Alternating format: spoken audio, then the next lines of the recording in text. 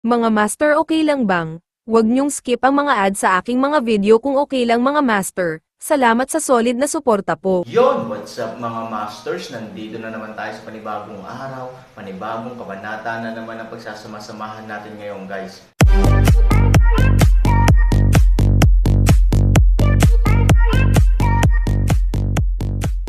Bali mga masters, kung bago ka pa lang po sa aking YouTube channel, please click the subscribe button, lalong-lalo na po yung notification bell guys, para maging connected pa rin tayo sa isa't isa at maging updated kayo sa mga susunod ko pang video. Bali mga masters, bago natin umpisahan ng kwento ay mag-shoutout po muna tayo para sa mga solid nating tagapakinig. Shoutout kay Fernando Jimeno at shoutout kay Norlisa Sugay. Yun na nga mga masters, no? Bali hindi na ito patagalin. In 3, 2, 1, let's go! Matapos marinig ang mga salita ni Han Sanchen at makitang inubos ni Han Sanchen ang alak sa mangkok, nag-aalalang nagkatinginan sina Cao Shen at Zhou Yong.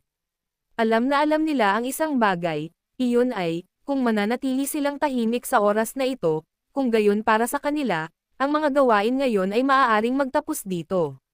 Dito natapos ang relasyon nila ni Han Sanchen. Dito nagtatapos ang kinabukasan ng magkabilang panig. Sa makatuwid, ang dalawang tao ay kailangang tumayo ng mabilis. Kuya Han, wala kang dapat ikagalit. Yes, we don't have any intention of not sincerely cooperated with you. It's just that, as you know, malaki talaga ang dalawang negosyo natin at sobrang hiwa-hiwalay ang manpower natin. Hindi naman sa ayaw naming mag-deploy ng mas maraming manpower, kailangan lang ng oras. Halatang nagdadahilan ang dalawang tao, ngunit sa mundo ng mga nasa hustong gulang, hindi direktang masabi ni Han Sanchen ang totoo, hinihintay na lang niya ang susunod na sasabihin ng dalawang tao. Gayunpaman, alam din natin na kahit na may mga dahilan at hindi masabi ang mga bagay sa diskarteng ito, pagkatapos ng lahat, lahat ay isa na ngayong tipaklong sa parehong bangka. The Reef. My personal opinion is this, we should try our best to get all our subordinate here. Ngunit maaaring tumagal ng dagdag na kalahating araw o isang araw. Pagkarinig nito, hindi napigilan ni Han Sanchen na mapangiti, bagamat sinabi nila ito ay malinaw na pagkatapos timbangin ang kanilang mga interes, ang dalawang taong ito ay napilitang piliin na sundin ang kanilang mga sarili ng masunurin. Bagamat may kasabihan na hindi matamis ang baluktot na melon, ngunit para sa Han Sanchen, kahit pilit na pilipit ang melon sa pagkakataong ito, hindi man matamis, sa katunayan, ang melon na ito ay dapat kainin sa kanyang bibig. Walang paraan, ganito ang sitwasyon ngayon ni Ye Tiancheng, kailangan niyang magkompromiso. Bukod pa rito, ang Zhou Yong at Cao Shen ay aktwal na nakakatugon sa mga kinakailangan ng mga kasosyo sa pamumuhunan ng Han Sanchen sa ilang lawak. Oo, ang dalawang taong ito ay talagang hindi masyadong loyal, not to mention compared to him, kahit kumpara sa Shangguan family na katabi nila, binubugbog pa rin sila, gayunpaman, walang ibang paraan. Hindi mo maaaring hilingin sa lahat na maging tapat, tulad ng pamilyang Shangguan, hindi lang sila makakapagbigay sa iyo ng tiyak na halaga ng suportang pinansyal at tauhan, ngunit napakatapat din nila sa iyo.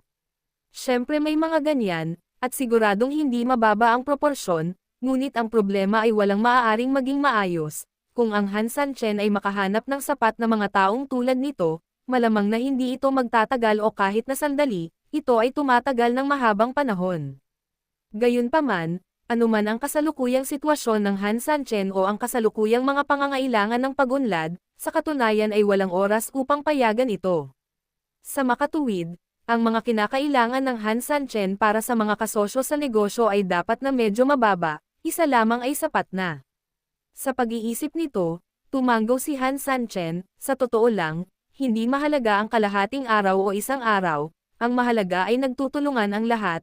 Tinulungan mo akong ipagtanggol ang Yetian City, at tinulungan kita na mapabuti ang tropa ng hindi nakikita, ito ay isang tagumpay mismo. Ang ganitong uri ng kooperasyon ay sa kanyang sarili ay isang pagpapahusay ng halaga sa isa't isa. Tsaka, I do want to do your best. They are all my Han Sankian's people. I don't want one day in the future, sasabihin ng mga tao na walang pakinabang ang pagsunod sa akin, Han Sanchen. Ang inaasahan ko ay kapag pinag-uusapan ng iba ang tungkol sa pakikipag-hangout sa akin, Han Sanchen, silang lahat ay una sa lahat, ang mga Naninibugho ay ang mga taong marunong sumunod kay Han Sanchen, at sila ay gumagawa ng mas mahusay kaysa sa iba. Sa pamamagitan ng mga hakbang, si Han Sanchen ay natural na sumunod sa kanila pababa. Jo Young at Cao Shen ay alam din na ang mga bagay ay malapit nang bumalik, kaya alam din nila na ito ay mabilis, ngunit napakahusay na paraan, kung minsan ay nakakangiti sila, ngunit ang mga ito ay napakabuti,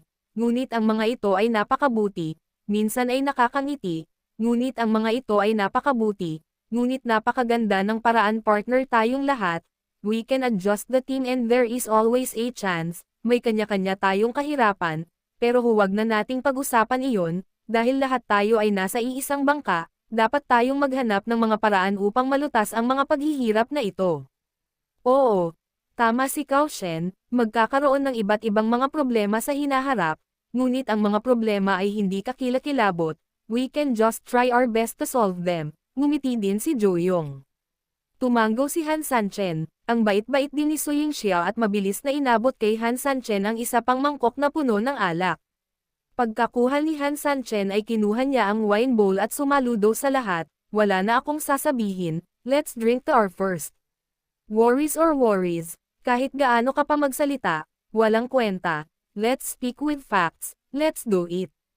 To you. Ang apat na tao at si Han Sanchen ay nag-clink sa kanilang mga mangkok at ininom silang lahat sa isang lagok. Para sa kanila, dahil pinili nila ang Han Sanchen, may mga bagay na kailangan nilang tiisin ang sakit ng pagputol, at may mga bagay na kailangan nilang gawin kahit na ayaw nilang gawin. Pangalawa, kung isasantabi mo ang ilang mga alalahanin, ang pamamaraan ni Han Sanchen ay talagang napakatalino. Ang paggamit niya ng ganitong paraan ng koalisyon ay talagang makakalutas ng maraming kaguluhan ng pinakamabisa at mabilis na makabuo ng mabisang depensa. In addition, in terms of business, meron ka bang magandang suggestions? Tanong ni Han Sanchen, ang lahat ay napakalinaw tungkol sa sitwasyon sa Yetian City. Sa katunayan, ang mga auction sa Yetian City ay napaka-prosperous. Ang mga negosyante mula sa iba't ibang panig ng mundo ay nagtitipon dito upang bumili o magbenta. Gayunpaman, ang Yetian City ay kadalasang nakikipagpalitan ng mga bagay para sa mga bagay, o kumuha ng mga bihirang bagay mula sa mundo. Ang asensya nito ay isang palitan. Ngunit ngayon at maging sa hinaharap, ang Yetian City ay ganap na mababago. Ang ating mga tauhan sa pagtatanggol ng lungsod ay maaaring kasing dami ng daan-daang libo, o kahit na daan-daang libo. Ang ibig sabihin nito ay unti-unting uusad ang Yetian City tungo sa urbanisasyon, kaya dapat sapat din ang negosyo para matugunan ang pangangailangan ng buhay. Sa makatuwid, sa usaping layout ng negosyo, ang tatlong pamilya, maaaring kailanganin mong pangalagaan ito hanggat maaari. Nang marinig ito, unang tumayo ang Shangguan Qingyi at nagsabi, ang pamilya ng Shangguan ay pangunahing nakikibahagi sa mga tela, mga restoran at iba't ibang dekorasyon ng insenso sa loob ng maraming taon. Ang pamilya ay may sapat na supply ng mga kalakal at ilang mga lugar ng produksyon. Kapag ito ay binuksan sa lungsod, malapit na itong maging handa para sa operasyon. Pagdating ng oras, hihilingin ko sa mga tao na magsagawa ng isang bawas na pagbabawas ng presyo sa Yetian City kung naaangkop, upang mabawasan ang halaga ng pagkonsumo ng ating mga tao doon sa pinakamalaking lawak. Pagkatapos ng lahat, ang isang lugar ay tungkol sa pamumuhay at pagtatrabaho sa kapayapaan at kasiyahan. Tumanggo si Han Sanchen, saka tumingin kay Jo Young. Ang pamilyang Jo ay palaging nangunguna sa industriya ng pagtutustos ng pagkain at maraming mga pamilihan, gagawa kami ng layout batay sa aming sariling saklaw ng negosyo. Sa karagdagan, kapag dumating ang oras para sa Joxian Village, palalawakan ko ang mga operasyon nito at palitan ang aming mga tauhan sa lalong madaling panahon. Bilang karagdagan sa pag-recruit ng maraming tauhan ng pagtatanggol ng lungsod, ang pinakamahalagang bagay ay ayusin ko ang mga tao na mag-recruit ng ilang mga manggagawa ng maaga. Maraming bilang ng mga puwersa ng koalisyon ang papasok, at pagkatapos ay kakailanganin ang maraming pagtatayo ng pagtatanggol sa lungsod, kaya tumanggo si Han Sanchen na may kasiyahan. Nagmamadali ring sinabi ni Cao Shen, ang saklaw ng negosyo ng pamilyang Cao ay medyo kapareho ng sa pamilyang Jo, gayunpaman, susubukan namin ang aming makakaya na magbukas ng ilang pandagdag at kailangan ng mga tindahan na kailangan sa lungsod, tulad ng mga parmasya, upang makumplito ang aming nightlife, ang komersyal na closed loop ng Tiancheng mismo. Tumango si Han Sanchen, okay, alam mo ba kung bakit ko tinatanong yan? Pagkarinig ni Han Sanchen na sabihin ito, ang tatlong malalaking pamilya ay natigilan lahat. Pagkatapos ng lahat, ang tanong na ito tungkol sa mga plano sa negosyo ay tungkol din sa relatibong pagpapalawak sa hinaharap, walang nakakagulat dito. Ngunit nang biglang sabihin ito ni Han Sanchen, alam na alam nila na tiyak na may nasa likod ng pangangatwiran ni Han Sanchen. Gayunpaman, walang lubos na nakakaunawa sa katotohanan sa likod nito.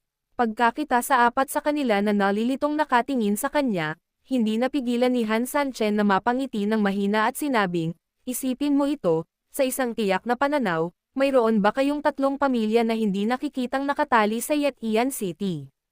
To put it in layman's terms, or to put it bluntly, you are all in charge of the daily needs of my subordinate, development and growth are inevitable, the most important thing is that one of you will be unhappy one day and try to drain me. Masasaktan ba ako sa inyo?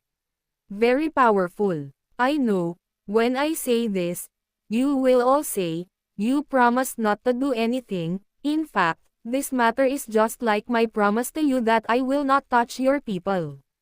Actually, everyone has concerns, this is normal, people's hearts are unpredictable. It's just that I choose to shield myself from such concerns because I know one thing very well, that is, since everyone has chosen to work together, dapat una silang magtiwala sa mga partner nila. After all, if you don't even trust your partners, then I want to ask, sino pa ba ang mapagkakatiwalaan mo, at kanino ka makakalaban? Pagkarinig nito, saglit na napayuko sina Joyong at Cao Shen sa guilt, pero tuluyan na rin silang bumitaw.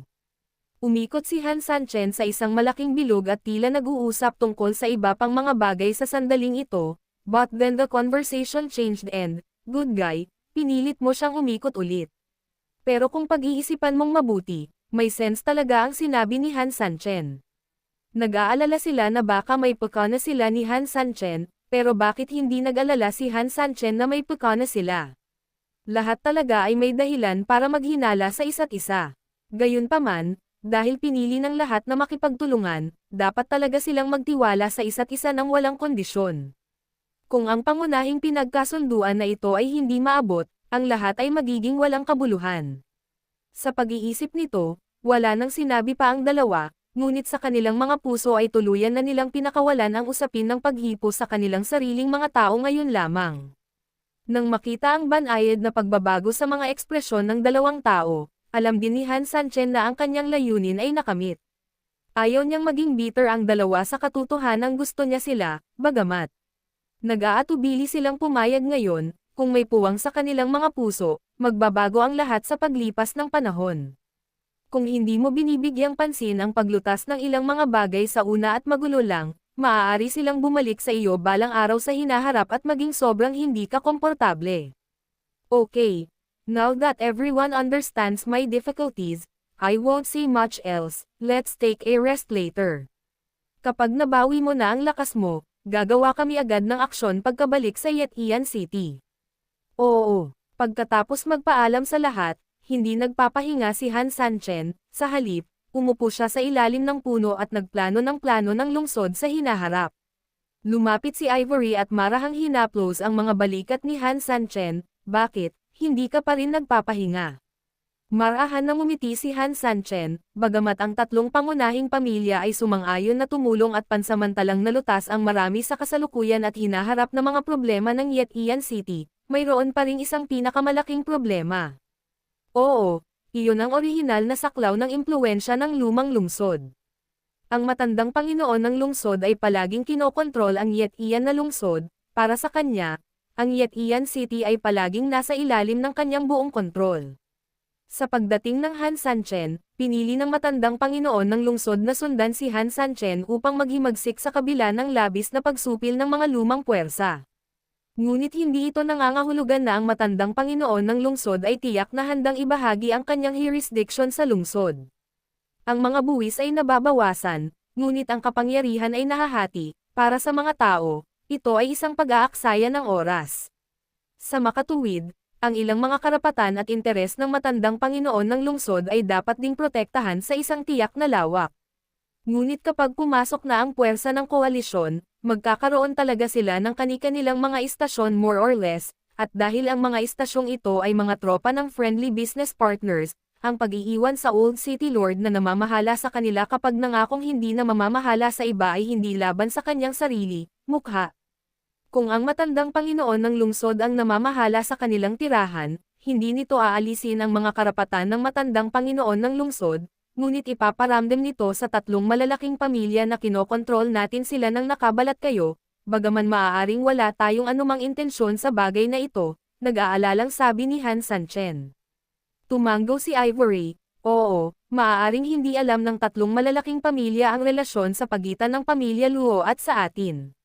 Tiyak na iisipin ng mga tao na sila ang ating impluwensya. Kung sila ang mamamahala, ang tatlong malalaking pamilya ay hindi may iwasang labis na mag-alala. Oo, ngunit sa kabilang banda, maaaring hindi alam ng matandang Panginoon ng lungsod ang relasyon sa pagitan ng tatlong pangunahing mga ngalakal at sa amin, kung hindi siya pinayagang manguna.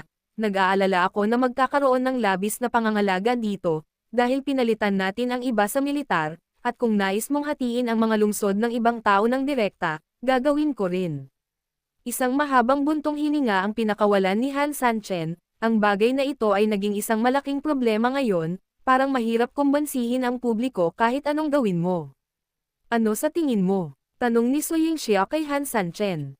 Umiling si Han Sanchen, hindi ako natatakot sa iyong pagtawa. I don't have any ideas at the moment. Ngayon mayroon akong isang ulo at dalawang ulo. Pagkarinig sa mga salita ni Han Sanchen, si Su Yingxia ay napangiti ng mahina, sa matalinong pag-iisip ng asawa ko, may mga mahihirap din pala na magpapatigil sa iyo. Ngumiti si Han Sanchen, sa tingin mo ako ay walang talo. Haha, hindi ka naman invincible, kaya mong lutasin ang mga problemang ito, pero marami kang dapat alalahanin, kaya minsan wala kang sapat na oras para isipin ang mga ito, parang may idea ka. Naging interesado si Han Sanchen. Yun na nga mga masters, no? Bali panibagong kabanata na naman yung natapos natin ngayong gabi. Muli, maraming salamat po talaga sa walang sawang suporta po sa aking YouTube channel na talagang inaabangan nyo po ang bawat upload ko po. Bali mga masters, magkita-kita ulit po tayo bukas ng gabi at ngayon po ay magpapaalam po muna tayo. Bali mga masters, bye-bye!